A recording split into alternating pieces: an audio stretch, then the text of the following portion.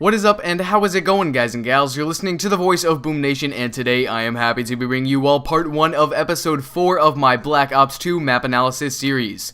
Now in today's video we're going to be covering the map Hydro, one of the brand new maps to the Revolution DLC map pack that just went live about a week ago for all of you PS3 and PC users out there.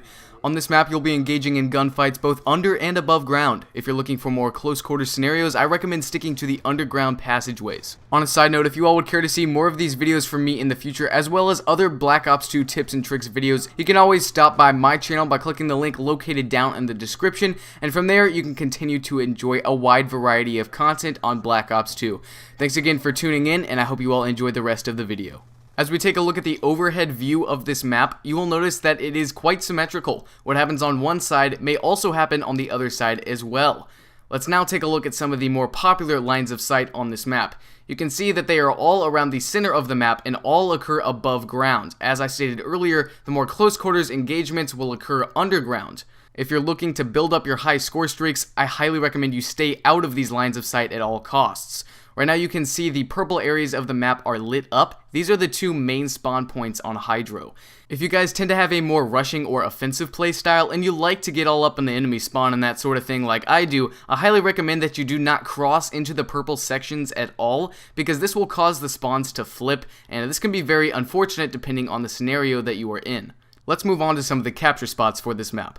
So here we are at the A flag. There's a few pretty good capture spots for this flag. For one, you can kind of sit behind this box right here and get some cover that way and watch this cliffside flank route. You can also sit behind that green barrel. I tend to find that one to be the most useful out of all of them. Moving on now, if you'd like to catch enemies coming through this doorway, you can always look in between the forklift. I find that to be very useful as well. And then if they happen to be coming from the opposite flank route, you can sit and find some cover behind these water jugs as well. Those can all be very useful just depending on the scenario. Moving on to the B flag, there are 4 really good capture spots for this flag. They all involve laying down behind some walls. So here's one right here.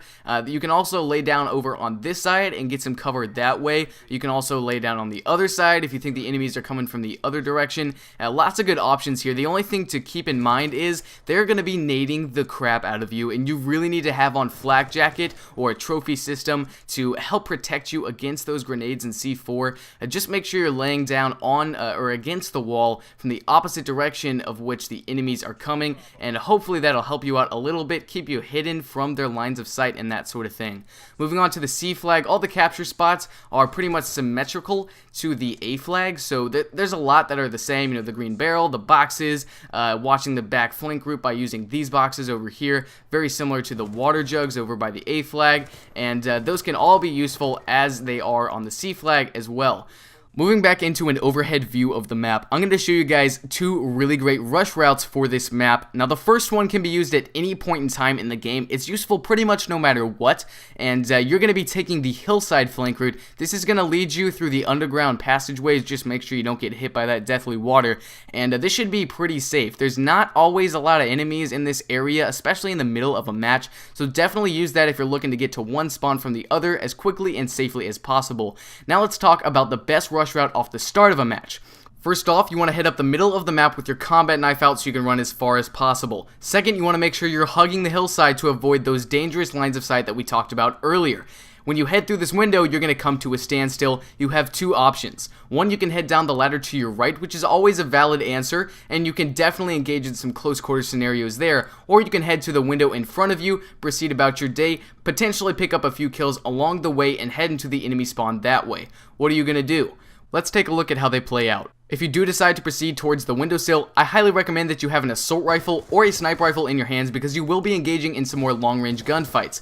After you take out the enemy, if there are any there, you once again want to jump out the window and hug the hillside, potentially check back on the B flag just in case, and boom, before you know it, you're in the enemy spawn. If you'd like, you can use this beautiful jump spot right here to get into the balcony in a quick and efficient manner, and now you're building up your score streaks and proceeding about your day. However, if you do decide to jump down the ladder, I recommend that you have either a close range assault rifle or the Peacekeeper SMG in your hands, because at first you will be engaging in some close quarters gunfights, but then you'll be picking people off from behind this barrel as they run out of their spawn using a more long range line of sight. As you proceed up this ladder, hopefully you'll find some enemies up here camping. You can take them out from behind, and before you know it, you're building up score streaks in their spawn.